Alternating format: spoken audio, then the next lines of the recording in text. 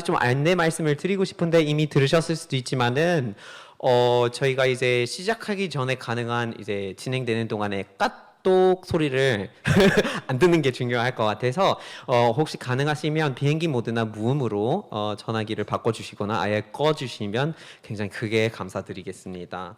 그리고 여러분이 이제 들어오시면서 아마 책자를 받으셨을 거예요. 그래서 오늘 진행될 내용들이 거기 이제 책자에 설명되어 있고요.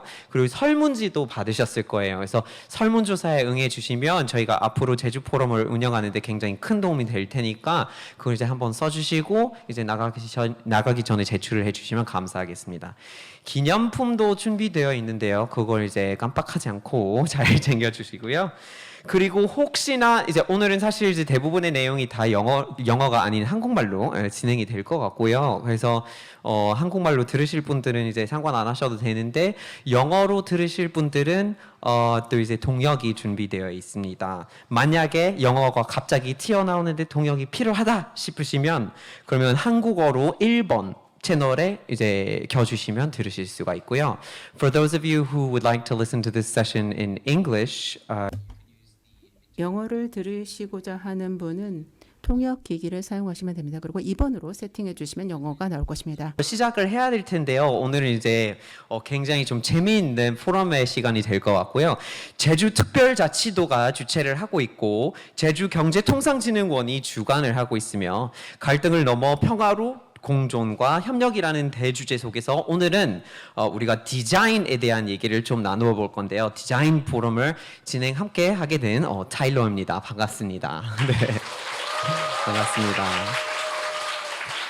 네, 오늘은 아무래도 이제 제주의 환경 그리고 디자인 이 두 가지에 대해서 좀 많이 얘기를 나누게 될 텐데요. 여러분이 이 두 가지 주제에 대해서 관심을 가져주셔서 감사드립니다. 아무래도 앞으로 해서 계속 이 기후위기가 사실 계속해서 이제 커져 나갈 거고 관심을 안 가질 수가 없고 우리가 다 어느 정도 대응하고 또한 적응을 해야 되는데 또한 여기서 그러면 제주가 앞으로 나아가야 할 어떤 방향을 찾을 필요가 있으니까요. 이 자리가 좀 뜻깊은 그런 세션이 될 것 같습니다.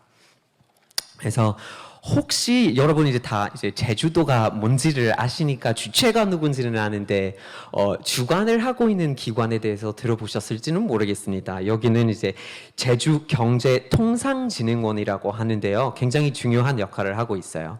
여기 도내에서 그 중소기업을 운영하거나 이제 소상공인들이 이렇게 사업을 하시는데 여러 가지 경영 안정과 성장 발전을 지원을 하고 있고요. 그래서 실제로 운영하는 프로그램 중에 이제 팔로라든지 수출, 자금 그리고 오늘의 주제하고 되게 적합한 디자인 지원 프로그램을 굉장히 많이 운영을 하고 있고요.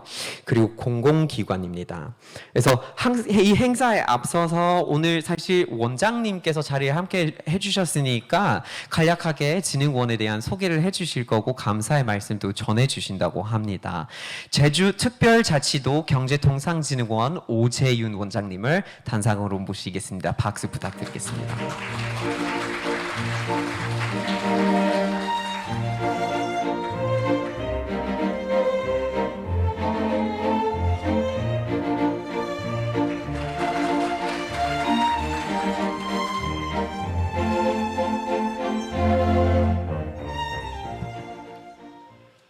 예, 안녕하십니까.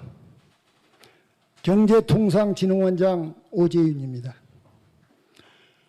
오늘 여러 가지로 바쁘신데도 이렇게 많이 참석해 주신 여러분께 감사를 드리겠습니다.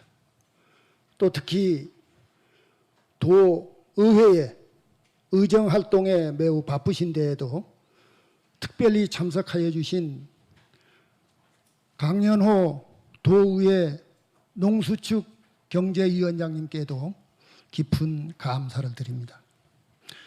또한 특히 발표와 토론을 위해서 멀리 미국에서 직접 참석하여 주신 타일러 라시 대표님께 감사를 드리고 또 최성권 교수님과 이인호 교수님, 이성호 교수님, 이경미 대표님과 이인성 매니저님께도 고마운 말씀을 드리겠습니다. 그리고 특히 디자인협회 현승민 회장님을 비롯한 방청객 여러분 한 분 한 분에게 뜨거운 감사를 드립니다. 저희 경제통상진흥원은 도내 중소기업 소상공인들에게 자금 지원과 수출, 판로, 디자인 지원 등 중소기업의 경영 안정과 성장 발전을 위해서 계속 지원을 하고 발전시켜 나가고 있습니다. 잘 아시겠습니다만 현대는 디자인 시대라고 합니다. 집에서부터 길거리, 도시, 사무실, 상품에 이르기까지 디자인이 성공을 담보한다고 해도 과언이 아닙니다. 따라서 저희 진흥원에서도 디자인 분야에 많은 지원과 육성을 중점적으로 하고 있습니다. 아무쪼록 오늘 이 디자인 세션이 좋은 방안이 도출이 되고 또 앞으로 디자인 분야에 발전하는 계기가 되기를 기대해 마지 않습니다. 이상으로 간단히 인사 말씀에 가름하겠습니다. 감사합니다. 네, 좋은 말씀 감사합니다. 네, 계속 박수해 주세요. 너무 중요한 기관을 함께 해주셨는데 나중에 여러분이 제주도에서 사업을 하게 되시면 발로나 이런 거 이제 도움을 받으실 수 있겠네요. 네, 이어서 제주특별자치도의회 농수축경제위원회를 이제 위원장을 맡고 계시는 강연호님이신데요. 축사가 있겠습니다. 큰 박수 부탁드리겠습니다.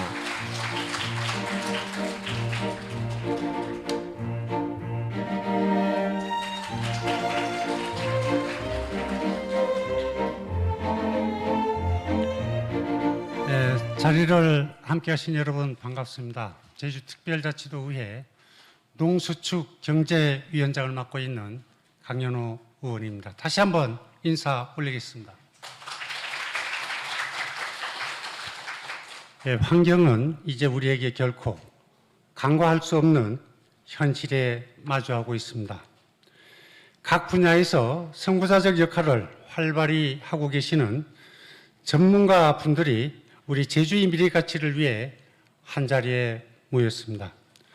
오늘 이렇게 제주의 환경과 디자인에 대하여 깊이 고민할 수 있는 계기를 마련한 것에 대해 개인적으로도 매우 뜻깊게 생각합니다.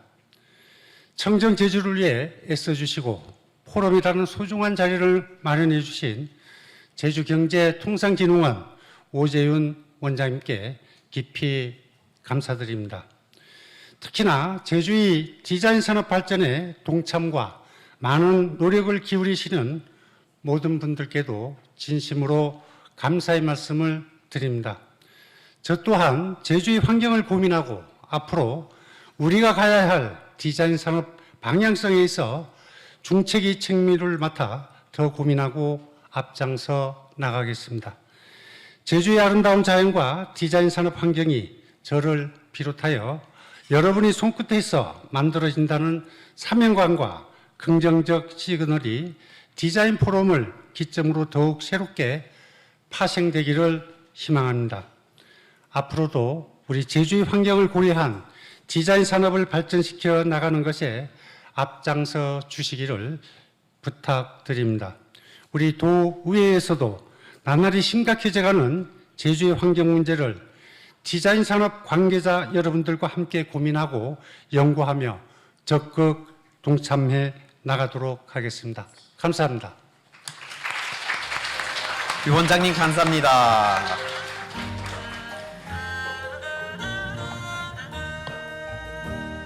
네, 이제 저희가 슬슬 좀 본격적인 얘기를 나누어야겠죠?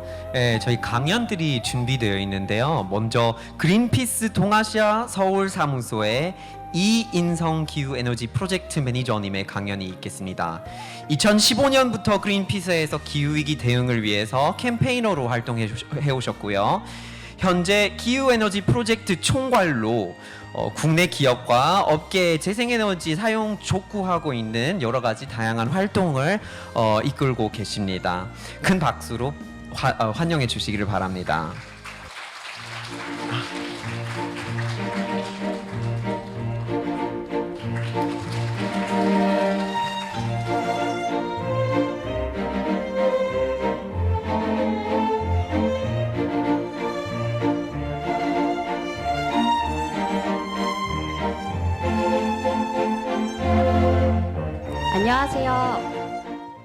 안녕하세요. 저는 국제환경단체 그린피스에서 기후에너지팀 프로젝트 매니저로 일하고 있는 이인성이라고 합니다. 오늘 저는 그린 디폴트의 힘이란 주제로 기후위기를 고려한 제주도의 미래 가치의 디자인의 지향성에 대해서 정책 디자인의 관점에서 말씀드리고자 합니다. 디자인이란 무엇을 어떤 모습으로 어떻게 작동시킬지를 결정하는 기술이기도 하고 그것을 설계하는 과정이기도 합니다. 때문에 디자인은 계획적이고 다분히 의도적입니다. 디자인의 대상은 물건이 될 수도 있고 시스템이 될 수도 있습니다. 이번 주제를 듣고 제가 생각하는 좋은 디자인이란 무엇인지 생각해 보니 5가지 요소로 이루어져 있었습니다. 첫째로는 상황과 맥락에 맞고 용도가 명확하며 누구나 사용하거나 활용할 수 있고 고쳐서 사용할 수 있어서 오랫동안 제 기능을 유지하며 궁극적으로는 해를 끼치거나 해를 남기지 않는 것이라고 정의할 수 있을 것 같습니다. 제가 이 말씀을 드리는 이유는 좋은 디자인을 위해선 때론 냉혹하지만 현재 우리가 처한 상황과 맥락을 정확하게 이해하는 것이 매우 중요하기 때문입니다.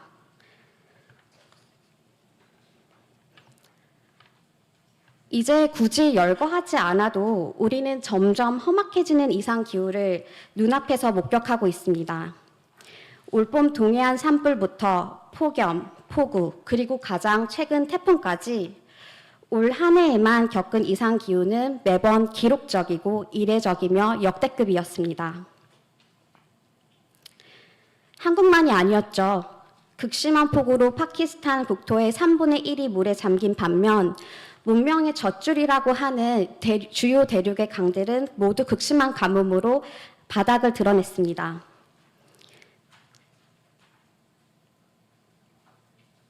우리가 눈앞에서 목격하고 있는 기후재난은 지구 평균 기온이 산업화 이전 대비 1.1도 오른 결과입니다. 하물며 한국의 연평균 기온은 세계 평균보다 2배 빠르게 상승하고 있습니다. 이미 수많은 생명이 죽고 회복할 수 없는 사회 경제적 피해를 남겼습니다. 기후위기의 피해는 환경 피해에 그치는 것이 아니라 탄소 배출의 책임이 가장 작은 사회 취약계층이 가장 먼저, 가장 크게 받고 이로 인해 불평등을 악화시킨다는 점에서 본질적으로 사회 문제입니다. 사회가 불안해지고 보건과 식량 위기가 나타나고 그로 인해 이주민 난민은 증가하고 국가가 더 이상 제 기능을 하지 못해 민주주의의 위기로까지 이어질 수 있습니다. 과학자들은 금세기 말까지 지구 평균 기온 상승폭을 1.5도 이내로 막아야 기후재앙을 피할 수 있다고 경고합니다. 하지만 모든 국가들이 약속한 바대로 온실가스 감축 목표를 달성한다 하더라도 인류가 안전하고 지속가능하기 위해 그어둔 1.5도의 마지노선을 쉽게 넘길 수 있을 것이란 예측도 있습니다. 우리는 현재 지구 평균 기온이 2.4도까지 상승할 수 있는 시나리오에 처해 있습니다. 2도 온난화에서 산호의 99%가 소멸하고 동식물의 서식지 절반 이상이 사라질 가능성이 매우 높아지며 기후 취약 인구가 수억 명 증가할 수 있을 것이라고 예측됩니다. 그리고 과학자들의 이러한 경고는 가장 보수적인 전망이라는 것을 염두에 둘 필요가 있습니다. 기후 기후과학자들의 전망도 점점 악화되는 기후 재난이 보여주듯 매해 새롭게 갱신되고 있기 때문입니다. 인간이 과학으로 예측한 것보다 지구 과열화로 인한 변화가 훨씬 빠르게 진행되고 있지만 인간의 행동 변화는 너무 더디기 때문이죠. IPCC가 작년 제6차 평가 보고서를 발표하면서 현재와 같은 온실가스 배출 속도가 지속될 경우 산업화 이전 대비 지구 평균 기온이 1.5도로 상승하는 시점이 전 세계가 목표로 해온 금세기 말이 아니라 약 2030년경이 될 것이라고 예측했습니다.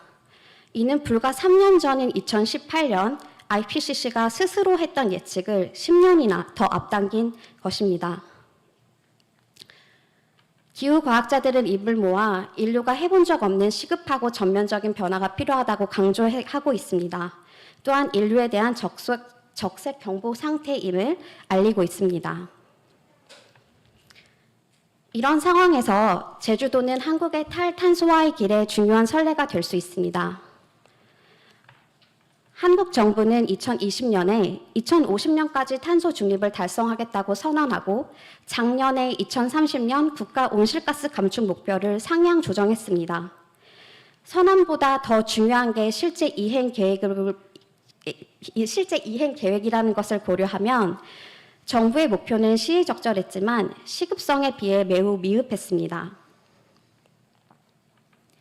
기후위기의 근본 원인인 온실가스를 획기적으로 줄이기 위해서는 현재 가장 많이 온실가스를 배출하는 에너지, 전환 부분의 탈탄소화가 매우 중요합니다. 하지만 그 핵심이 되어야 하는 화석연료 사용 중단 계획이 부재하고 그를 대체할 수 있는 재생에너지 확대 계획은 오히려 후퇴했기 때문입니다. 실제로 최근 정부가 발표한 제10차 전력수급 기본계획 초안에서 정부는 재생에너지 발전 비중을 2030년까지 21%로 하향 조정했습니다. 이는 작년에 정부가 발표한 국가 온실가스 계획에 상향안의 재생에너지 목표였던 30.2%를 전면 백지화하는 결정이었습니다. 현재 한국의 기후 정책은 기후 위기를 극복하고 보다 많은 사람의 건강과 안전을 지킬 수 있는 시스템을 재설계하고 새롭게 디자인할 의지가 여전히 보이지 않습니다. 국제에너지기구 역시 기후 재앙을 막을 수 있는 열쇠로 에너지 전환을 꼽고 있습니다. 2050년까지 탄소 중립 사회로 이행하기 위해서는 선진국에선 특히 2035년 전까지 전력 부분의 넷제로를 달성해야 한다고 주장합니다. 이런 현실에서 기후위기 원인 자체인 기존 시스템을 최대한 유지하고자 하는 느긋한 상황인식으로는 필요한 변화를 지연시키는 결과밖에 낳지 못합니다. 올해는 제주도가 2030 탄소 중립점을 발표한 지 10년이 되는 해입니다. 제주도는 전력 부분의 탈탄소화를 위해 100% 재생에너지 전환과 수송 부분의 탈탄소화를 위해 전기차 전환, 그리고 기후위기 시대의 핵심 기술 및 먹거리가 될 수 있는 신산업 육성을 핵심 과제로 삼았습니다. 그리고 특히 재생에너지 전환 측면에선 긍정적인 성과를 내고 있습니다. 재생에너지 설비가 증가했고 그에 따라 발전량 역시 증가하며 전체 발전량 기준 재생에너지 비중이 약 18%까지 급성장했기 때문입니다. 이는 국가 평균 재생에너지 비중이 7%라는 것을 고려하면 2배 이상의 성과인 셈입니다. 2010년 제주도는 석유에 의존하는 섬이었습니다. 그리고 이제 제주도는 그 석유를 풍력과 태양광이 그를 대체하고 있는 섬이 된 것이죠. 하지만 풍력과 태양광의 발전량이 늘자 오히려 이를 제한하는 안타까운 상황이 반복되고 있습니다. 재생에너지 출력 제어 또는 출력 제한이 바로 그것인데요. 재생에너지는 본래 변동성이 큰 전원입니다. 해가 있는 낮에 오늘처럼 바람이 좋은 날에 많이 발전하고 해가 진 밤이나 바람이 없는 날에는 적게 발전하기 때문입니다.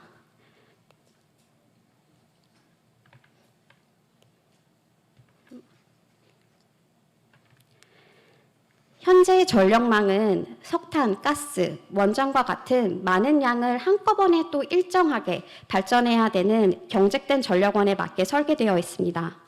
전력망은 물이 흐르는 파이프와도 같아서 정해진 양 이상의 물이 쏟아지면 감당하지 못합니다.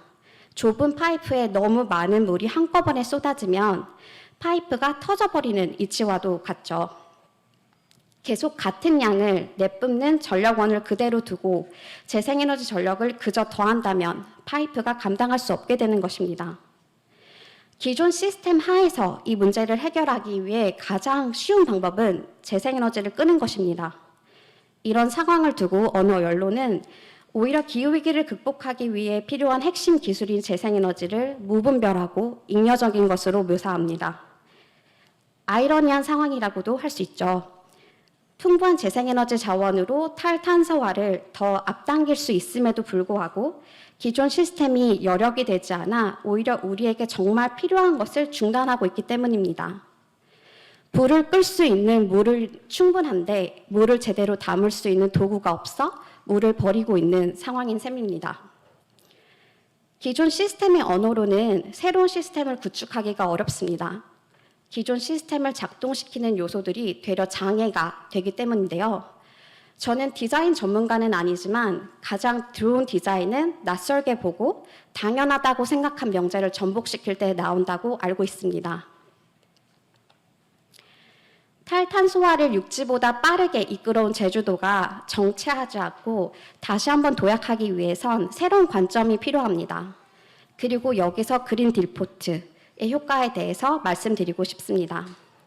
제가 하고자 하는 질문은 재생에너지를 우리가 사용하는 에너지의 기본값으로 설정할 수 있는가 하는 것입니다. 그리고 이러한 질문을 에너지 전환에 접목시켜 연구한 사례가 있었습니다. 두 스위스 에너지 회사는 재생에너지 수요를 확대시키기 위해 가정 및 기업 소비자에게 제공하던 기본 전력 프로그램의 구성을 바꿨습니다. 수십 년간 제공해온 화석연료 혼합 전력이 아니라 100% 재생에너지 전력을 기본 전력 옵션으로 설계한 것입니다. 그 결과 두 회사는 재생에너지 전력 소비자를 80% 이상 성장시킬 수 있었습니다. 기본 전력 옵션을 재생에너지로 두고 이를 원하지 않는 경우에만 화석연료 혼합 옵션을 제공했을 뿐인데 재생에너지 수요를 획기적으로 성장시킬 수 있었던 것이죠. 심지어 재생에너지 전력으로 구성된 기본 프로그램이 화석연료 전압 혼합 프로그램보다 크게는 15% 이상 비쌌지만 70%가 넘는 소비자들은 6년 후에도 재생에너지 기본 옵션을 유지했습니다. 더 나아가 소비자들은 자신이 본래 이러한 옵션을 원했다고 믿었습니다. 시스템의 초기 설정값을 바꾸는 시도를 하지 않았다면 이런 결과를 만들지 못했을 것이라고 생각합니다. 1인당 이산화탄소 배출량 대비 재생에너지 비중을 나타낸 그래프입니다. 1990년대 한국은 저 빨간 점 원 안에 있었습니다. 인구당 탄소 배출량이 상대적으로 낮기 때문에 독일이나 영국보다 더 나은 상황인 것처럼 보입니다. 재생에너지 사용 면에서는 모두가 못하고 있었기 때문이었는데요. 하지만 2000년, 2010년, 2020년 때 한국은 계속 후퇴했습니다. 산업화와 경제 성장으로 인구당 탄소 배출은 2배 이상 늘었지만 재생에너지는 제자리였기 때문이죠. 이런 상황에서 재생에너지 초과 발전, 공급 과잉이란 프레이밍으로 재생에너지를 문제로 여기는 진단은 잘못됐을 뿐만 아니라 해롭습니다. 기후위기의 근본 원인이 된 기존 시스템의 문제를 인식하고 바꿔나가야 할 때 문제의 해결책인 재생에너지가 오히려 문제라는 식의 잘못된 인식을 사람들에게 심어주기 때문입니다. 재생에너지를 더 성장시키고 획기적으로 저장해 화석연료 발전을 궁극적으로 퇴출시키는 것이 우리가 앞으로 가야 할 방향입니다. 기후위기 시대 온실가스 감축은 모든 시스템의 표준이 되어야 합니다. 정책 또한 가장 빠르게 온실가스 감축을 달성할 수 있는 방향으로 재설정되어야 합니다. 때문에 재생에너지로의 전환은 단순히 우리가 사용하는 전력을 교체하는 것이 아닌 더 많은 시민의 정치 참여를 이끌어내고 새롭게 사회 시스템을 디자인하는 현대화 프로젝트이기도 합니다. 이 동전의 사연을 나누며 발표를 마치도록 하겠습니다. 유로 화폐 10주년 기념 통화로 만든 이후로 동전에는 5가지 상징물이 있습니다. 바로 왼편에 새겨진 풍력 발전기도 그 중 하나입니다. 이는 에너지 전환이 유럽인의 의식 구조에 얼마나 크게 자리하고 있는지를 단적으로 보여줍니다. 앞으로 2030년까지 남은 8년, 2030 탄소 없는 섬 제주 이니셔티브가 보다 많은 시민들의 지지와 참여로 점점 진화해 가기를 기대합니다. 그리고 제주도가 새로운 상상력과 흔들림 없는 정책 실행으로 누구보다 앞서 재생에너지에 관한 경험을 축적시켜 나가기를 바랍니다. 또 그 경험을 근거로 보다 튼튼한 정책을 펼쳐 한국 탈탄소화의 새로운 표준을 디자인해 나가기를 기대합니다. 그럴 때 기후와 생태계의 위기에 맞서 사람과 생태계 모두에게 보다 정의롭고 평등한 제주도의 가치가 이어질 수 있다고 생각합니다. 감사합니다. 네, 알찬 강연을 들려주신 그린피스의 이인성 매니저님이셨습니다. 감사합니다.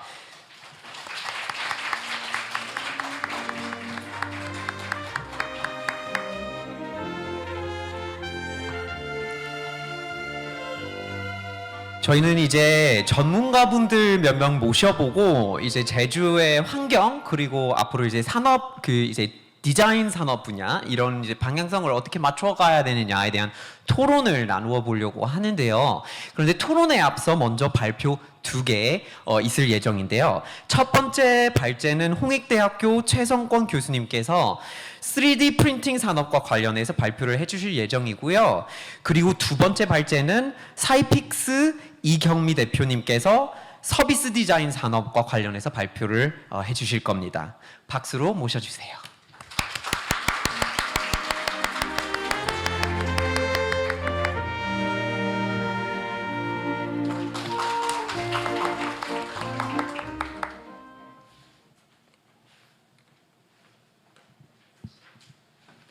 안녕하세요. 멀리서 오신 선생님들 하여튼 감사드리고 짧은 시간인데 제가 미리 사전에 만드는 책자에 일주일 동안 좀 고민해가지고 일단 써놨어요. 그래서 오늘 제가 아마 중간에 끊게 될 텐데 나머지 내용들은 책을 참고하시면 좋겠습니다. 네, 저는 홍익대학교 지금은 이제 원래는 이화여대에 있다가요. 지금은 서식지를 옮겨가지고 얼마 전에 이제 홍익대학교에 둥지를 틀게 됐습니다. 원래 이제 제가 있는 곳은 홍익대학교 혁신공학교육센터고요. 베이스는 제품 디자인, 그다음에 자동차 디자인을 했어요. 네, 그래서 일단 트렌드에는 어느 정도 민감한 사람이었고요. 지금은 이제 열심히 이제 학생들을 가르치고 있습니다. 오늘 다뤄야 할 내용은 아마 생소하실 수도 있겠는데요. 적층 제조가 지속 가능성을 위해 사용되는 창의적 방법 이렇게 돼 있죠. 적층 제조가 뭔지부터 이제 살짝 얘기하고 아마 4가지의 이제 사례들을 보여드릴 겁니다. 4가지 사례는 제가 직접 다 경험하고 느끼고 그런 것들이기 때문에 좀 날 것이죠. 그래서 여러분들이 좀 그나마 여기 계신 혹시 디자인 관련된 교수님들 아니면 학생 아니면 일반인들이 얼마나 이제 앞으로 우리 환경을 위해서 우리가 이제 교육 정책도 있겠지만 개인적으로 작게 할 수 있는 일들이 무엇인지 그런 것들을 좀 공유하는 시간이 됐으면 좋겠고요. 저는 이 자리가 즐겁지만은 않습니다. 왜냐하면은 프린팅 관련해서 온 것처럼 보이긴 하는데 한 17년 정도를 3D 프린팅 관련된 가능성을 가지고 지금까지 이제 되게 많은 일을 해왔어요. 그런데 오늘 이렇게 적층 제조, 즉 3D 프린팅을 가지고 이런 무게 있는 내용을 다룰 줄은 처음이에요. 즉 환경에 관련된 이슈를 다뤄달라고 한 것이 처음입니다. 거의 17년 동안 없었다는 게 좀 신기하긴 합니다. 자, 시간 관계상 목차는 나중에 여러분들 한번 보시면 되고요. 우선은 제가 오늘 주제로 삼은 적층 제조 관련된 얘기를 하면서 이 적층 제조가 이제 얼마나 이제 우리가 지속 가능성을 높이는지 이런 부분을 예를 들어서 보여드리도록 하겠습니다. 물리적으로 유일하게 4차 산업 기술 요소 중에서 그 실제 물건을 입체적으로 볼 수 있는 것들이 있어요. 그게 이제 유일하게 3D 프린팅인데 3D 프린팅은 디지털 데이터가 유통하기 때문에 통신 인프라도 필요하고요. 그 다음에 디지털 데이터를 소프트웨어로 설계해야 되기 때문에 디지털 모델링이나 디자인이 필요해요. 그래서 이제 유일하게 4차 산업 기술 요소 중에서 우리가 만들 수 있는 기계라고 해야죠. 그런 것들이 들어가 있는 겁니다. 나중에 이것들이 어떻게 변할까요? 이제 로봇이나 지능형 로봇이 들어가서 실제 이제 물건들을 만들겠죠. 대량으로 또는 소량으로. 그래서 그런 개념으로 이제 중요한 기술 요소라고 보시면 됩니다.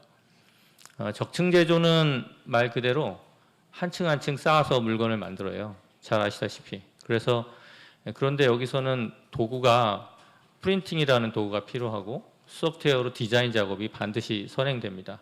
그래서 모델링이 어떤 실제 제품으로 나오는 아주 현실화시키는 방법을 갖고 있죠. 예전에는 그 RP라고 했어요. Rapid Prototyping이라고 해서 실제 이제 모형 같은 거를 빨리 볼 수 있는 정도로 이해됐거든요. 그런데 7, 8년 전부터 적층 제조라는 용어를 씁니다. AM이라고 하는데요. Additive Manufacturing이라고 해서 이 적층 제조가 이제 실제 매뉴팩처링이 되는 단계까지 왔다는 거예요. 그래서 용어가 공식 용어로 바뀌게 되고 일반인들은 3D 프린팅이라고 이해하시는 것이죠. 그리고 그런 적층 제조를 위해서 디자인을 해야 돼요. 모델링 데이터를 만들고 해야 되는데 3차원이면서 두께를 가져야 되거든요. 그러다 보니까 이제 거기에 맞는 설계 방식이 DFAM이라고 해서 Design for Additive Manufacturing이에요. 그래서 이제 그런 3D 프린팅을 위해서 디자인을 하는 그런 작업들을 우리가 DFAM이라고 합니다. 그럼 쉽게 설명드리면 이런 건데요. 물건이 있잖아요. 기존에는 다양한 부품들이 결합돼서 만드는데 3D 프린팅은 이걸 하나의 부품으로 만들 수가 있어요. 이런 설계 방식을 아까 말한 대로 DFAM이라고 합니다. 그리고 이제 이 기술들은 어떠한 우선순위가 있는 건 아니고요. 기존에 있는 방법과 지금 새로운 이 3D 프린팅 기술은 보완 관계에 있다고 보시면 됩니다. 대량 생산일 때는 저렇게 가운데 있는 것처럼 금형을 파서 많은 에너지를 소모하고 되게 많은 폐기물들이 나와요.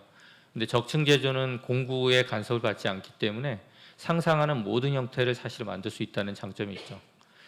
그래서 한 30년 정도 됐고요. 앞으로 이 기술은 대부분 제조업에서 중요한 그 부품이나 제품을 만드는데 앞으로도 많이 쓰일 기술입니다.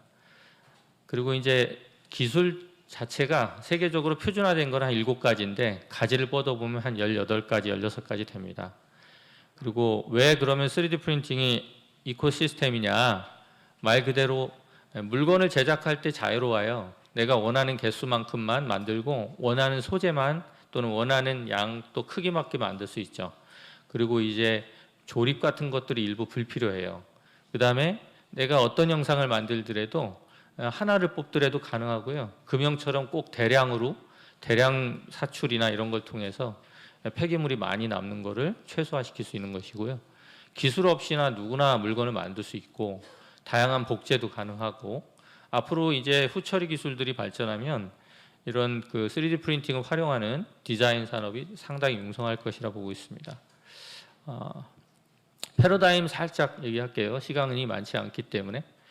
우선은 그 디자인 패러다임이 기존에 우리가 이제 디자인을 하다 보면 대부분 금형 체계, 대량 생산 개념으로 공부를 하거든요. 그러다 보니까 이제 아무래도 학생들이 금형을 몰라요. 디자인을 하는 사람들은 자유롭게 뭔가 만들고 싶은데 그런데 3D 프린팅은 그걸 열어줬어요. 금형을 몰라도 디지털 모델링을 하면 제품이 되는 시기를 열어준 것이죠. 엄청나게 자유를 준 거예요. 대신 그 자유만큼이나 이제 제품을 생산하는 종류는 많아지고 거기에만큼 다양한 또 문제 지적이 되겠지만 그만큼 디자이너들이 가져야 될 내용들이 책임져야 될 내용들도 상당히 많죠. 뒤에서 내용들은 설명하겠습니다. 저는 이제 학교에서 학생들한테 그 3D 프린팅이나 이런 걸로 기존의 금형 체계로 만들 수 없는 디자인들을 주로 교육을 해요. 기존에 있는 소프트웨어 가지고는 어렵기 때문에 약간의 전문적인 소프트웨어를 교육을 합니다. 그러면 상품도 달라지겠죠.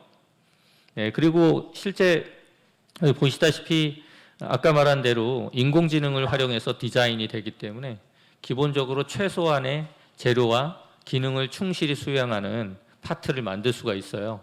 앞으로는 디자인과에서도 이제 인공지능 디자인이 보편화되기 시작할 겁니다. 뭐 이 차체를 뭐 하고 나서 일단은 내용은 뒤쪽으로 가면 설명이 되니까요. 그 다음에 이제 뭐 이렇게 증식 모델링을 통해서 기존에 여러분들이 모델링하는 방식을 완전히 떠나게 될 수도 있어요. 왜냐하면은 이제는 표현하는 도구가 3D 프린팅에 맞게 발전을 하게 됐고요. 우리가 저기서 딱 멈춰서 출력을 하면 완전히 새로운 형태가 나와요. 디자인도 내가 예전에는 힘들게 과제 하나 했을 때 힘들었잖아요. 그런데 인공지능의 도움을 받으면 수십 수백 개를 단 뭐 1시간, 3시간 내에 이렇게 끄집어낼 수 있다니까요. 그래서 그 가능성을 같이 할 수 있는 게 3D 프린팅으로 결과를 낼 수 있는 도구이기도 하죠. 자, 그리고 이제 예술 분야에서도 예전엔 이미지에 불과했던 것들이 3D 프린팅을 통해서 현실화되고 있고요. 앞으로는 이런 것들이 비일비재할 겁니다. 이미 이제 신발이나 이런 것들은 양산이 돼서 실제 시중 소매점 샵에서 살 수도 있죠. 예전 같으면은 이것은 정말 이미지에 불과했죠. 영상에 불과했지만 이제 신을 수 있는 신발이 돼요. 옆에 있는 거는 지금 TPU 재료를 이용해서 실제 신발 생산 모델입니다. 오늘은 뭐 자세한 이런 기술적인 얘기보다는 제가 겪은 사례를 살짝 얘기해 드리겠습니다. 그 다음에 이제 인공지능을 위한 디자인들을 많이 이제 시작을 할 겁니다. 앞으로 이제 왜 그러냐면 자동으로 최적화된 모델링을 찾아줘요. 우리가 아무리 디자인을 잘해도 앞으로는 디자인의 영역에 인공지능의 도움을 받아서 조금 더 효율적이고 자원을 가장 적정히 분배할 수 있는 방법들을 이 분야에서도 찾게 될 겁니다. 자, 물론 인간이 결정하겠죠. 어떤 단계든 어떤 소재든. 그죠? 그래서 이런 디자인 상품들이 이제 앞으로는 좀 흔하게 보이기 시작할 거예요. 아주 자연스럽게 보이게 될 겁니다. 자, 그러면 제가 창의적 방법 4개를 짧게, 그리고 나중에 책을 읽어보시면 되게 자세히 돼 있어요. 한번 보시면 되고요. 국내 업체인데 폐기물 없는 장난감을 만들어요. 이 업체는 그 디지털 파일을 팔거든요. 이렇게 다운로드를 하죠. 전 세계 다운로드 하루에 되는 양이 거의 600만 건이 돼요. 그러니까 엄청난 거죠. 그 다운로드를 많이 받는다는 거는 집에 보급용 프린터가 보급이 돼 있고 많은 학생들이나 어린 학생들, 부모들이 출력을 한다는 얘기인데요. 장난감 시장은 생각보다 큽니다. 여러분이 생각하는 만큼보다 커요. 그래서 이 장난감에서 과잉 있던 출력 문제라든가 또 출력하고 나면 소중히 여기기도 하지만 많이 버려요. 그리고 되게 많은 이런 그 시장은 좋다고 하지만 문제들이 많이 생기는데요. 이런 그 사이트에서는 아주 특징이 있는데 요 펩365는 대표님이 디자이너세요. 그래서 이제 디자인을 잘 하고 다양한 품목을 내보면서 여기는 킬러 콘텐츠를 만들게 돼요. 어떤 걸 만들었냐면 한번 볼까요? 되게 많은 거를 이렇게 아주 저렴한 값에 공급을 합니다. 근데 우리가 집에서 출력을 하면 이렇게 지지대라는 게 생겨요. 보급용 같은 경우는. 그죠? 그러면은 저게 다 폐기물이 되거든요.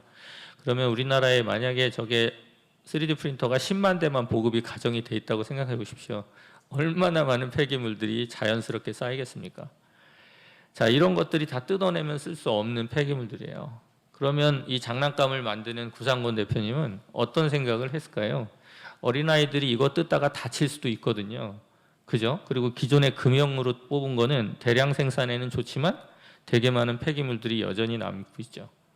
그래서 영상을 한번 보시면 프린팅을 할 때 지지대가 전혀 안 생기는 디자인을 해요. 보시죠. 지지자가 없어요.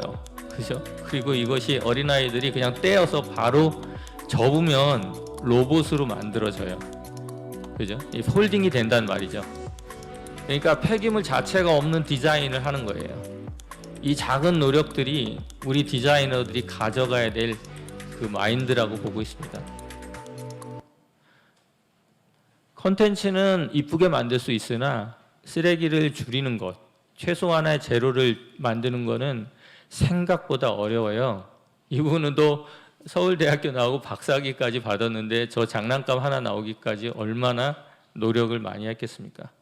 눈으로 보이는 거는 아름다울 수 있지만 여기에 있는 이런 45도나 90도를 유지해서 전혀 쓰레기를 내옮기지 않고 저것도 재활용이 될 수 있게 돼 있어요. 그러니까 이런 것들이 앞으로 디자인을 하나 하더라도 책임 있는 디자이너의 자세를 갖자, 뭐 이런 것이 제가 주고 싶은 메시지고요.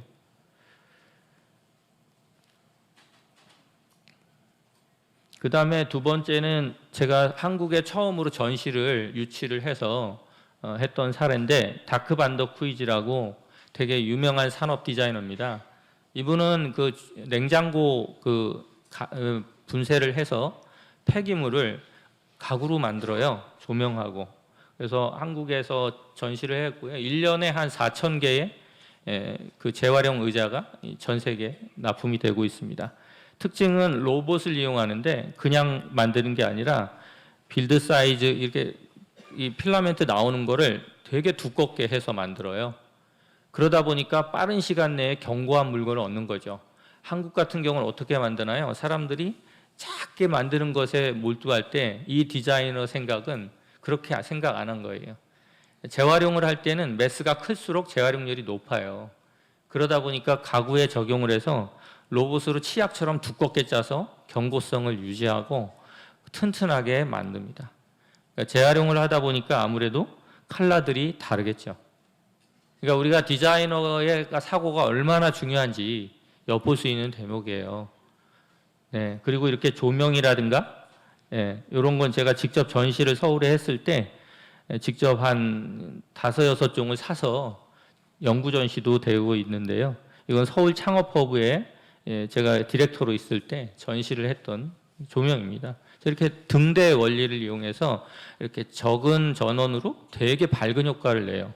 그런 거 하나도 디자인의 그런 중요한 아주 사고라고 할 수 있는 것이죠.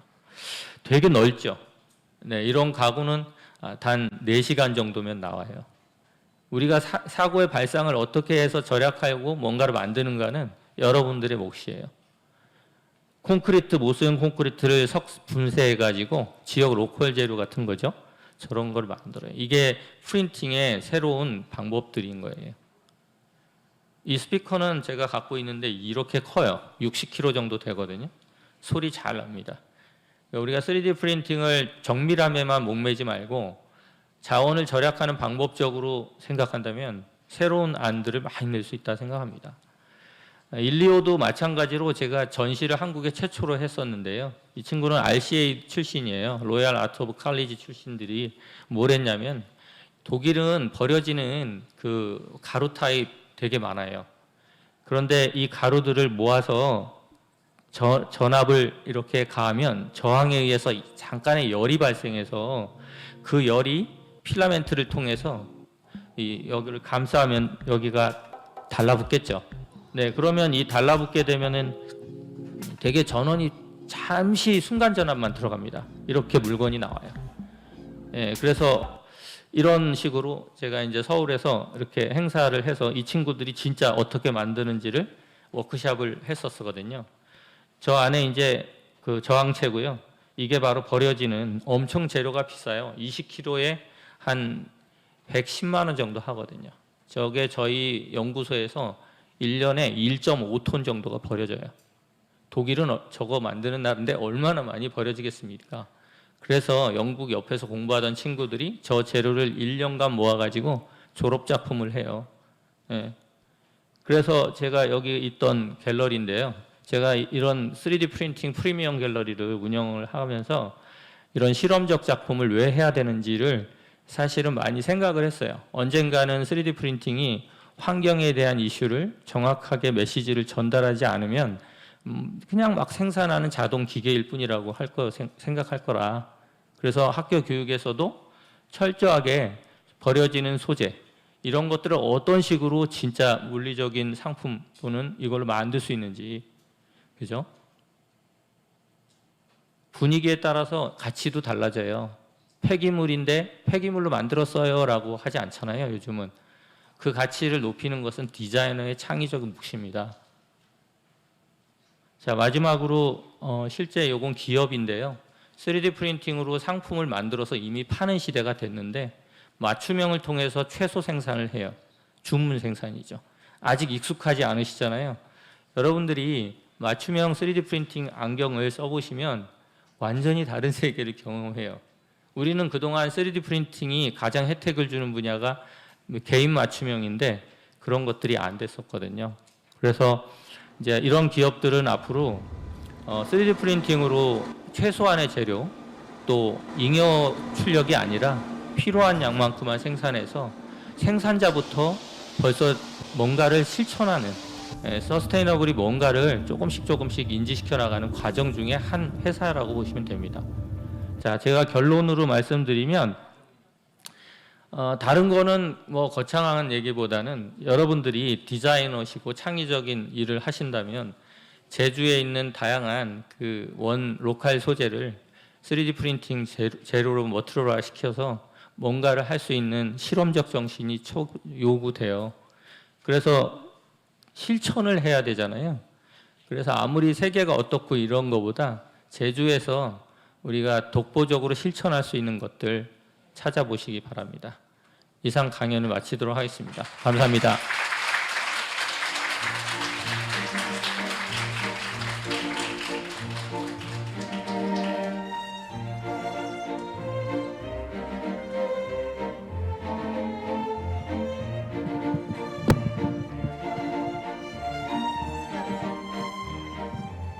안녕하세요.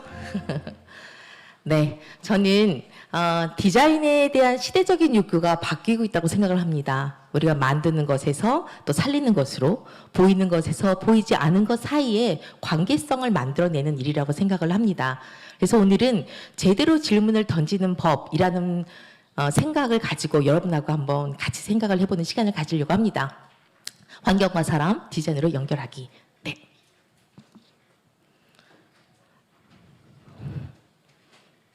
네, 사랑하는 제주. 저는 보이지 않는 서비스를 디자인하는 사람입니다. 원래는 저는 제품 디자이너였어요. 그래서 여러분이 보시는 것처럼 이런 제품을 잘 했었던 사람입니다. 근데 어느 순간 제가 너무나 많은 아름다운 쓰레기를 만들고 있다는 생각이 들었어요. 저 역시 여전히 아름다운 걸 좋아하는 사람은 맞습니다. 하지만 거기에 대한 생각이 저를 서비스 디자인이라는 세계로 들어가게 했고요. 그러면 저라는 사람이 살면서 좀 더 가치 있는 일을 하고 싶었는데 그것 중에 하나가 뭐 스마트 시티라든지 자율주행이라든지 병원이라든지 굉장히 다양한 부분의 일을 하고 있습니다. 서비스 디자인은 이미 여러분도 잘 알고 계실 것 같아요. 우리나라에 들어온 지 한 10년 정도 됐고요. 서비스 디자이너로서 여러분에게 하나만 중요한 걸 얘기해보라 라고 얘기를 한다면 저는 코어를 얘기할 겁니다. 고객 참여. 서비스 디자인은 사람에 대한 관심이 되게 많습니다. 사람에 대해서 관찰하고 소통하고 그리고 피드백을 주고받는 과정이 요구되어지는 굉장히 사회적인 프로세스입니다. 그래서 오늘은 디자인은 공공의 가능성에 대해서 시민과 함께 대화 나누는 것으로부터 시작을 한다라는 명제를 갖고 얘기를 해보겠습니다. 제주도민 여러분들은 제주에서 살만하세요? 네. 제일 중요한 거는 뭔가요, 여러분들에게? 그리고 여러분들에게 오늘 제가 몇 가지의 사례를 갖고 왔어요. 이런 건 어떨까요? 라는 사례입니다. 일단 핀란드 헬싱키의 칼라 사타마 사례입니다. 제가 이 사례를 굉장히 좋아하는 거는 이거예요. 스마트 시티 혹은 우리의 미래를 얘기할 때 기술부터 얘기하지 않고 사람부터 얘기한다는 거죠. 그래서 여기는 기술보다 사람을 더 중요하게 생각하는 행동들이 막 일어나고 있는데요. 날마다 1시간씩 시민의 시간을 아껴주자라는 그 슬로건을 가지고 어떻게 보면 고깃배 항구, 전차도 그냥 지나가던 항구가 변화하고 있습니다. 어떻게? 사람들이 참여해서. 그래서 사람들이 공원에서 더 5분 산책할 수 있게 우리 애들과 더 놀 수 있게 하기 위해서는 우리는 어떻게 바뀌어야 되지? 라는 질문을 먼저 던졌다는 거예요. 그래서 제가 여러분에게 제주도는 무엇을 가장 중요하게 여깁니까? 라고 질문을 던지는 겁니다.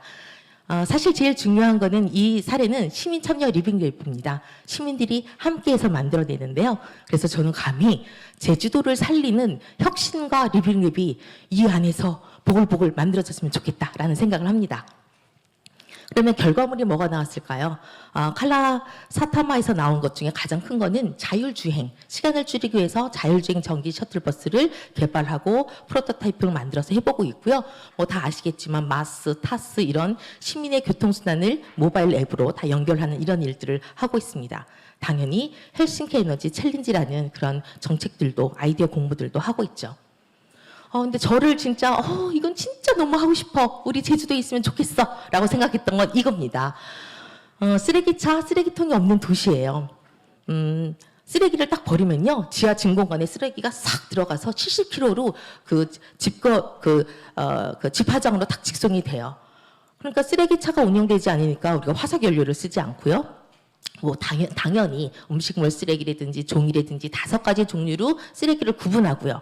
그리고 이분들에게는 발급된 카드가 있습니다. 그래서 쓰레기를 넣으면 그 무게에 따라서 돈이 지불이 돼요. 제주도 관광객들도 당연히 쓰레기를 버리면 돈을 내게 하면 되는 거죠. 근데 그게 도민들이 아이디어를 내고 또 그다음에 스타트업들이 그런 기술적인 것들을 가능하게 만들고 또 그런 것들 정책가들이 당연히 그 부분들을 같이 시스템으로 만들었다는 게 저는 굉장히 중요한 부분이라고 생각을 했습니다. 우리 또 풍력발전소가 있지만 당연히 여기 태양열이라든지 풍력발전소라든지 이런 아이디어를 시민들이 내면 거기에 공용 냉장고라든지 무료 도서관 같은 것들을 만들어요. 그래서 여기에 혁신가 클럽은 주로 200명. 근데 거의 시민들의 한 40%가 아무런 보상을 받지 않고도 이런 활동에 적극적으로 참여를 한다라는 거죠. 그래서 사실은 날마다 1시간씩 쉬는 시간을 줄여주자, 만들어주자라는 캐치프레이즈하에 이렇게 많은 일들이 지금 일어나고 있다는 겁니다. 두 번째는 그러면 프랑스는 어떨까요? 프랑스도 2050년대에 우리는 어떻게 살아야 될까에 대한 질문을 던진다는 겁니다. 그래서 시민들에게 우리 주거 방식은 어떻게 하는 게 좋아? 우리 일하는 모습은 이게 맞아? 우리 의료 문제 어떻게 하지? 우리의 교육은 어떻게 하지? 이런 얘기들을 질문을 던지고 아이디어를 받고 하는 작업들을 한다라는 거죠. 그런 것들이 나오고 나면 전문가들이 모여서 거기에 대해서 상을 주기도 하고 실제 정책에 반영하는 그런 모습들을 보이고 있습니다. 프랑스를 사랑하지 않을 수가 없어요. 다만 전 이겁니다. 우리가 내가 분리수거를 하고 또 혹은 플라스틱을 쓰지 않는 것, 여기 이 시간이 너무 느리다는 거예요. 그러면 사실 여기 원장님도 계시고 중요한 정책가 분들이 계시잖아요. 그러면 정책가들이 이렇게 법적으로 비닐봉지 이제 쓰지 못합니다. 언제까지는 뭐를 차근차근 줄여나갑시다라고 정책적으로 만들어지면 우리도 자연스럽게 그런 일들을 할 수가 있고요. 또한 정책가만의 역할이 아니라 우리도 보면 이거는 너무 과한 거 아니야? 이번에 추석 때 보셨죠? 과한 과대포장. 이런 것들을 우리가 없애고 문제가 된다는 것들을 SNS를 통해서 함께 활발하게 만들어 나가는 것. 그런 것들이 저는 필요하다고 생각을 하고요. 스페인, 영국, 덴마크에서도 이런 활동들을 합니다. 그리고 뭐 캐나다에서도 저는 이거 되게 재밌어서 갖고 온 사례이긴 해요. 거기는 이제 야생 곰들이 있어서 음식물 쓰레기를 밖에다가 배출을 못하는 거죠. 하지만 그래서 여기서는 따로 집화장을 만들어서 여기는 이제 야생 곰들이 오지 못하도록 접근을 방지하는 시스템을 만들어 놓고 그거의 기본적인 건 이런 거예요. 궁극적인 목적은 매립지에서 분해되는 유기물 음식물 쓰레기에 대해서 온실가스 배출량을 줄이는 것. 그렇기 위해서 내가 살고 있는 마을 하나하나를 변화시키는 것. 이런 것들이 지금 일어나고 있다는 겁니다. 이거는 이제 한국이었는데 이제 시민들에게 물어보고 시민들하고 같이 한다라는 부분에 있어서의 아주 짧은 사례예요. 사실 시흥이라는 보건소 앞에 저 앞마당을 어떻게 바꾸지라는 질문이었습니다. 근데 여기에는 기초수급자 어르신들이 굉장히 많이 사시는 동네였어요. 근데 더운 여름하고 추운 겨울에 저 마당은 거의 지나가는 곳이잖아요. 그래서 저 어르신들은 대부분 저 1층에 다 모여 있는 거죠. 근데 어르신들한테 중요한 거는 뭐였냐면 운동, 영양, 위생 뭐 이런 것들인 거죠.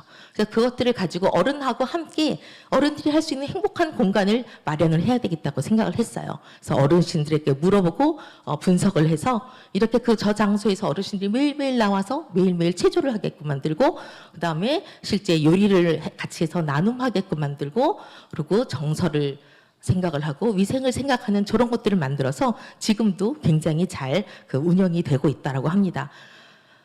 제가 여러분하고 같이 얘기하고 싶었던 건 이 질문이에요. 제주 사람들은 살면서 제일 중요한 게 뭡니까? 그리고 그걸 위해서 도민들이 함께 모여서 리빙랩을 하는 것, 그래서 좋은 경험들을 만들어내는 것, 그런 것들이 제가 사랑하는 제주에서 많이 일어났으면 좋겠습니다. 감사합니다.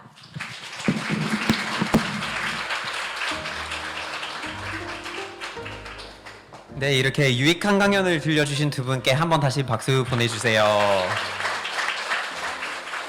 네, 이제 토론을 드디어 할 때가 됐는데요. 오늘의 토론 좌장은 제주국제대학교 이인호 교수님께서 진행해 주기로 하셨고요.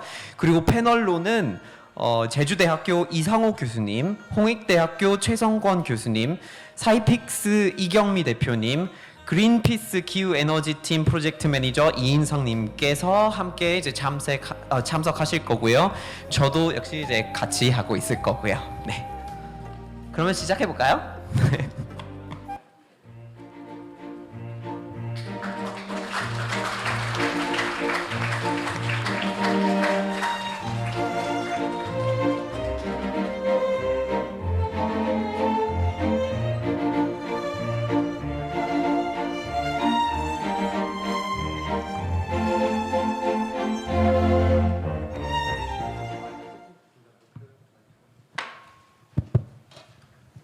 네, 뭐 하여튼 뭐 이 그 앞에서 열띤 그 토론자들이 그러니까 발표자들이 좋은 토론 발표를 해주시는 바람에 지금 예상이 우리 토론 시간이 30분인데 지금 15분 정도 남아서 그래서 그 굉장히 그 쫓기는 상황이 됐습니다. 그래서 그 발표자분들 거는 여러분들이 들었기 때문에 원래 그 정식 토론자로서 이제 저랑 우리 이성호 교수님이 들어와 있는데, 그래서 일단 그 이성호 교수님 그 토론 한번 듣고, 그다음에 사실 우리 사회분이 또 이게 그 환경 정책에 또 대단한 관심이 있어서 그래서 이성호 교수님 듣고 그다음에 우리 사회자분 거 듣도록 하겠습니다. 자, 이성호 교수님 한번 준비한 말씀 해주시죠. 제가 거꾸로 하면 안 될까요?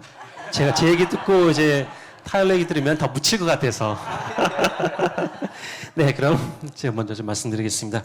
좀 무거운 얘기입니다만은 실은 제주가 20년 전 경제를 살펴보면 주로 1차, 2차, 3차 산업 중에 3차 산업이 대세를 이루고 있었습니다. 그리고 지금도 계속 확대되고 있고요. 1차 산업, 2차 산업이 실은 제주의 아주 주력 산업이었음에도 불구하고 점차점차 바뀌고 있었죠.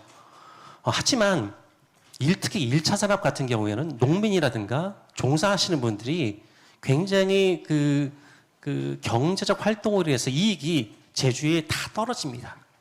2차 산업도 마찬가지고요. 근데 3차 산업 어떻습니까? 많은 분이 오시긴 하지만 항공사, 외국인 같은 경우에는 면세점, 기타 호텔, 특정한 어떤 이 지역에만 돈이 몰리고 있었죠. 그래서 실은 10년 전부터 이런 1차, 2차 산업을 경쟁력을 이끌어 올려서 3차 산업에 못지않은 경쟁력을 키우려고 했었습니다. 그리고 3차 산업의 문제점 중에 하나가 우리 아시잖아요. 중국에서 중국발 뭐가 펑 터지면 확 내려가기도 하고. 자, 그렇기 때문에 1차, 2차 산업의 경쟁력은 제주에서 굉장히 중요했었습니다. 자, 그런데 그래서 제주도에서도 10년 전부터 한 15년 전부터 디자인을 이끌어 올리기 시작했습니다. 그런데 한 가지 아쉬운 이제 사건이 있었습니다. 국가에서 2003년부터 각 지역마다 디자인 센터를 만들기 시작했고요. 제주도 같은 경우에도 한 2010년경에 디자인 센터를 만들려고 했었습니다. 디자인 센터는 디자인 지원 사업들이 어떻게 했냐면 우리 주관하고 있는 경제통상진흥원, 제주테크노파크, 제주시청 마을 만들기, 기타 등등 많이 흩어져 있어요. 이렇게요. 여러분 아시잖아요. 디자인이 하나로 묶여 있고 지원해줘야 통합 효과가 나오는데 그러지 못한 겁니다. 그래서 이걸 한번 통합해보자 2010년도에 제주도에서도 디자인 센터라고 하면 작은 게 아니라 약간 한 300억에서 크게는 500억 규모의 큰 디자인 센터였습니다. 자, 근데 그걸 못했어요. 나머지는 다 어디 있냐? 강원도, 충청도, 뭐 경북 다 있습니다. 예전에 제주도보다 못했던 많은 전국 지자체가 디자인 센터를 만들므로 해서 디자인 수준이 굉장히 급하게 올라왔어요. 제주는 실은 2010년대까지는 괜찮았었는데 그 이후부터는 서서히 정체되고 있습니다.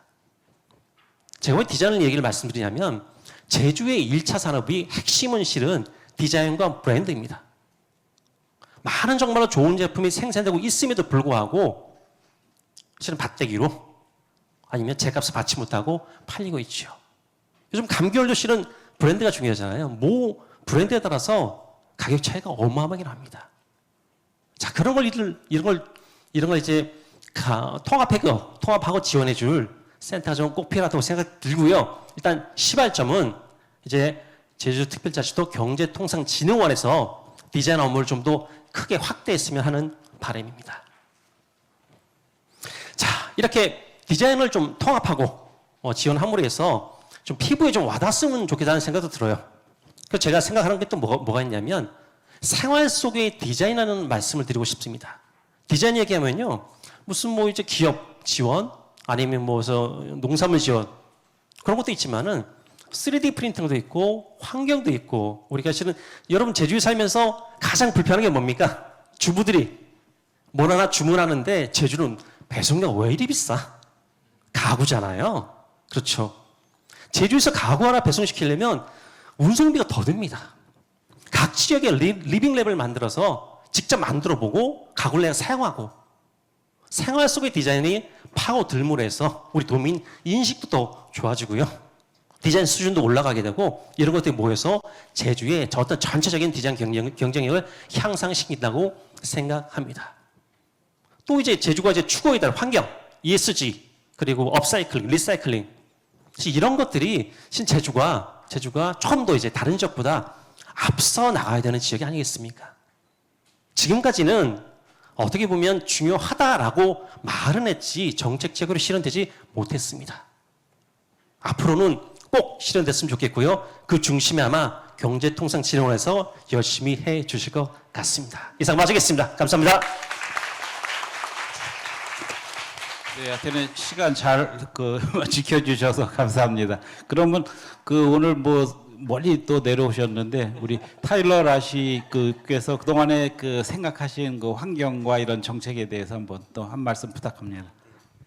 아, 네. 제가 사실 이제 앞에서도 강연하고 그리고 이제 발표해 주신 부분들을 너무나 이제 잘 듣고 있었고요. 그래서 거기서 좀 느끼고 이제 생각하는 부분이 뭐냐면 우리가 디자인하고 환경을 좀 연결을 해서 봤을 때 굉장히 창의적인 사고 그리고 소통하는 게 엄청나게 중요한 것 같아요.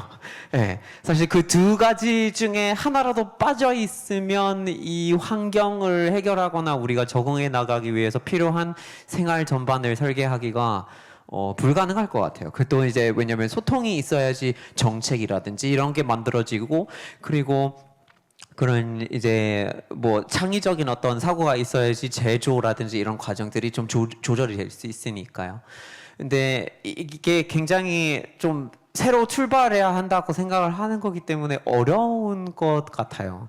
예, 그동안 굉장히 당연하게 생각해온 접근법들을 사실 이제는 안 된다라고 믿고 가야 되는 부분들이 있는 것 같아요. 그래서 좀 제주의 얘기를 말씀드리자면 제주도 같은 경우에도 이렇게 재생에너지에 많이 투자되어 있다고도 앞에서 말씀을 해주셨잖아요. 근데 그건 맞긴 맞지만 또 앞에서 말씀하신 대로 그게 확 잘 쓰고 있지는 않아요. 저도 이제 다른 자리에서 알게 된 부분이었는데 여기서 사실 이제 이제 풍력 발전소를 또 중단할 때가 많다고 하더라고요. 근데 그 이유가 과잉 생산이 됐기 때문인데 이게 굉장히 좀 웃기는 소리죠. 과잉 생산되는데 왜 중단을 하죠? 근데 보니까 이게 정책적으로 화석연료를 먼저 쓰게 되어 있대요. 그래서 확보해 놓은 석탄이나 뭐 천연가스라든지 이런 거를 먼저 태우고 그리고 남는 부분을 채우기 위해서 이렇게 이제 그 화력이 아닌 풍력을 쓰고 있다는 거예요. 그러니까 정책 순서상 이 디자인이 안 돼 있다. 라는 얘기예요. 예. 그래서 우리가 여기서 나누는 디자인 이야기가 여기서 한 단계 더 확장이 돼야 되는 거죠. 그래서 또 정책적인 디자인까지 고려를 해야 되는 부분이 있는 것 같고 또 제주도의 어떤 매력 발산이나 이런 이제 제주가 갖고 있는 특수의 환경 가치 그런 약간 어떻게 보면 셀링 포인트이기도 하잖아요. 그런 부분을 앞으로 좀 활용하려면 또 보이는 거에 이런 부분도 좀 많이 신경을 써야 될 것 같아요. 저는 미국 동북부에 있는 버몬트라는 주에서 온 사람인데 거기서는 우리가 대부분의 경제 수익이 다 관광객들한테 오는 거고 자연 환경을 보러 오는 거거든요. 단풍이나 등산이나 골프나 스키 이런 거에 부수적으로 생기는 수입이 대부분이에요. 근데 거기서 그거를 지키기 위해서 일부러 인구 밀도를 낮추려고 하는 정책도 많고요.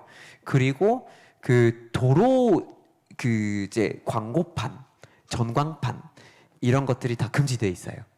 그래야지 도로 달리고 있을 때 우와 예쁘다 여기 또 오고 싶네라는 생각을 하고 올 수 있는데 제가 굉장히 솔직하게 말씀드릴게요. 저는 제주에 왔을 때 깜짝 놀랐어요. 너무 이 조명 공해가 심해요. 그리고 저는 자연을 느끼고 싶었는데 유네스코에 등록돼 있다고 하는데 도로 가다가 뭐 내용 간판에 이러고 하니까 굉장히 좀 놀랐어요. 그래서 앞으로는 이제 제주도가 그동안에 약간 해야겠다고 생각했던 그 이제 급성장의 제조의 뭐 이런 것들을 이제 떠나야만 할 때가 된 것 같고 그 이제 앞에서 강연을 해주신 분들이 말씀해주신 부분들 그 소통하는 부분이나 창의적으로 생각해서 이 제조할 그 과정을 바꾸거나 아니면 이제 재생에너지라든지 이런 걸 약간 정책적으로 다르게 접근을 하거나 이것들이 사실 제주의 번영의 관건이 아닐까라는 그런 생각을 말씀드릴 수가 있을 것 같습니다. 네. 우리 타일러 라시 사회자분께서 우리 제주도의 그 아픈 곳을 콕콕 잘 찔러 주셨는데요. 사실 오늘 이 시간들이 너무 쫓겨서 이 토론을 좀 더 재밌게 하기도 하고 저도 여기 발표자들 다 질문 덜 준비도 다 했는데 그게 시간이 좀 허락이 안 돼서 그렇긴 한데요. 그래서 하여튼 오늘 이인성 매니저의 그 단위부강 사진서부터 시작돼서 원래 제주 우리 그 사자성어에 보면 상전벽해라는 게 있습니다. 뽕나무밭이 바다로 변하는 건데 지금 거기 사진은 강이 황폐화된 그런 거꾸로의 사진인데요. 그래서 오늘 이 강연들을 통해서 제주도의 환경을 다시 한번 생각해 볼 기회가 됐던 것 같기도 하고요. 그다음에 아까 풍력 발전기 얘기에 대한 거가 나오면서 이제 정책적인 얘기도 나오지만 지금 저게 이제 제주도에서 또 안고 있는 문제 중에 하나가 뭐냐면 경관에 대한 문제가 있습니다. 그래서 지금 추자도에도 지금 이번에 풍력 발전기에 대한 거 갖고 지금 이제 분분한데 이게 친환경 에너지 정책으로 탄소 없는 섬 이런 거를 맞추기에는 풍력 발전기가 보급이 돼야 되는데 제주도 경관을 고려할 땐 또 이런 또 문제가 있어서 지금 해결해야 될 문제들은 여러 가지가 많을 것 같습니다. 하여튼 오늘 강연해 주신 분들이 하여튼 그런 얘기를 다 이렇게 잘 지적해 주셔서 우리가 곰곰이 생각해서 하여튼 제주도의 이 환경 디자인을 하는 데 있어서 시금석이 되어야 될 것 같고요. 오늘 전체적으로 이제 말씀해 주신 거에 보면 이번에 민서 8기도정이 사람과 자연이 행복한 제주도가 슬로건이잖아요. 그래서 오늘 큰 주제에도 잘 부합을 했다는 생각이 들고요. 그래서 이제 우리 발표하신 분들이나 이제 토론해 주신 분들 전체적인 내용을 보면 제주의 환경을 이해하고 제주의 환경을 최대한으로 덜 훼손해서 환경을 느끼고 누릴 수 있고 그래서 지속 가능한 제주가 될 수 있게끔 이 미래 가치를 설정하는 것이 오늘 우리 이 세션의 큰 결론으로 담아진다고 생각이 듭니다. 하여튼 그 오늘 그 발표하신 분들 또 우리 토론해 주신 분들 사회해 주신 분들 다 감사드리고요. 그 지금 뭐 시간이 없어서 지금 여기 그 질문이 될까요? 예. 예, 지금 아직 조금 있으니까 요거는 제가 여기를 마무리하고 타일러 라시가 그 우리 객석에 있는 분들을 간단히, 왜냐면 이 질문이 굉장히 중요한 거거든요. 그래서 그 시간을 갖도록 하겠습니다. 하여튼 그 발표하신 분들 감사하고 우리 사회하신 분들 감사하고 객석에 계신 분들 다 감사합니다. 이걸로 해서 토론 간단히 마치겠습니다. 네, 그러면 말씀해주신 대로 저희가 잠깐 질문을 한두 개 받아볼 수 있는 시간을 마련한 것 같은데요. 손을 들어주시고 그리고 이제 질문을 주실 때 지정을 해서 누구에게 질문을 주시는지 지정해서 말씀을 해주시면 되겠습니다.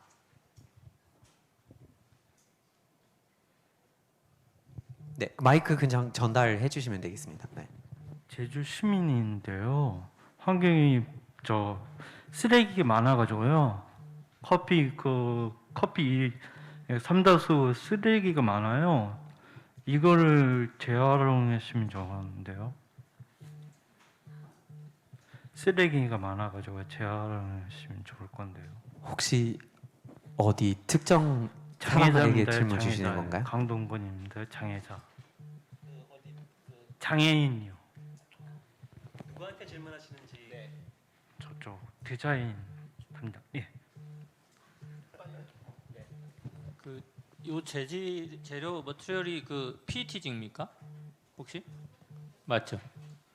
이 재료는 제가 알기로는 재활용이 가능해요. 그래서 아까 냉장고 예로 드렸지만 이 재료는 3D 프린팅 쪽에서 아주 최고의 재활용 재료이기 때문에 나중에 그런 부분이 잘 이쪽에서 마련된다면 조금이라도 보탬이 될 수 있습니다. 자세한 거는 제가 나중에 여쭤보시면 알려드리겠습니다. 이상입니다.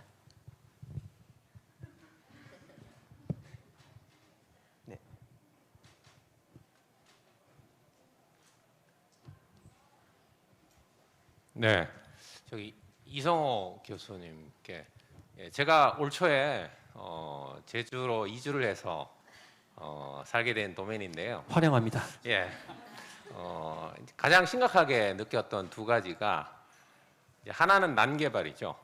제가 관광으로 올 때 몰랐는데 제가 중문에 사는데 너무 많이 건물들이 올라가고 있다. 근데 제가 예래를 가보니까 거기에 전원 건물들도 아직까지 그대로 멈춰 있는 건물들도 많이 봤고 또 저기 서귀포 쪽 넘어가면서 옛날에 그 거대한 힐링 센터들 거기도 아직 운영이 안 된 것들이 많더라고요. 그래서 새로 짓는 것보다는 오히려 기존에 있는 건물들도 다 지금 활용하지 못하고 있는데 일단 그 점이 너무 문제점인 것 같고요. 두 번째는 첫 번째 질문하셨던 분하고 일맥상통합니다. 제가 제주를 많이 돌아보면 쓰레기통이 없어요. 그래서 관광지마다 뭐 시민의식이 높아서 안 버리고 가면 좋겠지만 뭐 화장실 안 보이는데 길 가다가 다 버리거든요. 그거는 제가 볼 땐 곳곳에 쓰레기통이 비치돼 있으면 그런 것도 디자인적인 생각으로 돌하루방 모양의 뭐 이런 쓰레기통을 만들어서 관광지 같은 데 또 비치를 해놓으면 사실 저희들이 쓰레기통이 있으면 버리거든요. 없으니까 다 길바닥 위에 뭐 다 올려놓고 가는데 제가 서울에 살 때도 그걸 한번 건의한 적이 있어요. 신도시에 살았는데 쓰레기통이 너무 없으니까 다 버리고 가더라고요. 근데 어느 순간에 쓰레기통을 놓으니까 거기다가 버리고 그 일대에다가 다 이렇게 갖다 놓고 가고 해서 그런 거에 대해서 한번 말씀을 한번 해주셨으면 합니다. 네, 일단 쓰레기통 문제는 제가 시청 공무원이 아니라서 해결을 하기는 어렵지만요. 제가 직접 건의를 좀 해보겠습니다. 근데 그런 것도 뭐냐면요, 이게 디자인이거든요. 그 직접적인 디자인이기보다는 시스템 디자인입니다. 여러분이 여기에 쓰레기통이 있었으면 좋겠다라고 해서 그런 것들이 바로바로 시장에 연락이 되고 필요하면 거기서 확인해서 쓰레기통을 설치해주고 이런 시스템 디자인도 아까 타일러 말씀하셨는데 그런 디자인부터 선행돼야 되고요. 그리고 쓰레기통 모양은 제안해 주시면 제가 적극 반영하겠습니다. 네, 그리고 난개발 문제는 시간이 별로 없지만요. 난개발 문제는 실은 인구가 제주가 10년간 급격하게 증가했어요. 10만 명이 증가했습니다. 10만 명이라면 지금 많지 않으실 수 있지만은 서울시에요. 구 하나가 더 증가했다고 보시면 돼요. 그럼 서울시가 난리 날 겁니다. 제주고시는 난리가 났었습니다. 하지만 이제 조금씩 시간을 가지면서 정리하고 개선하고 그다음에 하나씩 이제 그 완비해 나가는 시간입니다. 그래서 향후 10년간은 난개발을 줄이고자 하는 정책들이 시행되고 있으니까요. 조금만 지켜봐 주시면 좋을 것 같습니다. 이상입니다. 시간관계상 이상 마치겠습니다. 제가 여기에 붙여가지고 조금 그 쓰레기통의 문제가 이제 그 나오셔서 그런데 그 원래 이 쓰레기통에다가 이제 쓰레기통을 지우기 시작한 거는 화재 위험이 있기 때문에 그 쓰레기통을 일단은 없애기도 했고 그래서 문화지구라든가 이런 데는 거의 쓰레기통이 없습니다. 그냥 담배꽁초 직접 길에다 버리죠. 그런데 이것도 사실은 고민을 해야 될 문제고요. 그다음에 공항이라든가 이런 데 휴지통이 어떻게 바뀌었나요? 투명하게 바뀌었죠. 왜냐하면 폭발물이라든가 이런 것 때문에. 그래서 그 어떻게 보면 1차적인 문제 하나를 해결하고 2차적인 문제까지는 안 간 거죠. 그래서 요것들이 사실은 디자인적으로는 아까 얘기한 대로 우리 서비스 디자인이라 이런 데서 종합적으로 다시 검토돼야 될 얘기라고 봅니다. 그래서 오늘 이 포럼이 약간 그런 그 문제점과 그다음에 그 해결에 대한 생각을 할 수 있는 기회가 되지 않았나 싶습니다. 예. 혹시 끝났나요? 이렇게 약간 예. 그러면 저희는 이제 질문이 하나 더 받을 수 있을까요? 아니면 시간이 없어서? 예, 시간이 없는 것 같네요. 네, 그럼 이제 여러분 이제 질문이 있으시면 나중에 어떻게 해서 또 온라인으로 보내실 수는 있을 거예요. 이런 분들한테 따로 이제 뭐 아마 뭐 교수진이라든지 이렇게 사이트로 나올 테니까 이제 그 또 질문을 그렇게 해서 보내주시거나 하시면 좋을 것 같고 우리가 오늘도 여기서 나온 얘기인데 소통이 중요하다고 얘기를 했잖아요. 그 소통을 여러분이 평소에 하실 수 있는 방법이 많아요. 이렇게 이제 또 쓰레기라든지 이런 문제로 민원을 많이 넣어주세요. 그런 거를 안 하시면 기록이 안 되고 기록이 안 되면 정치인들이 관심이 없어해요. 그러니까 많이들 소통을 적극적으로 해주시면 오늘 이 자리에서 나온 얘기들이 좀 좋은 방향으로 개선이 될 것 같습니다. 그래서 오늘 패널에 또 토론에 또 강연하고 발표에 함께 해주신 여러분들께 이제 뭐 이분들에게 이제 한번 박수를 보내주시고요. 네.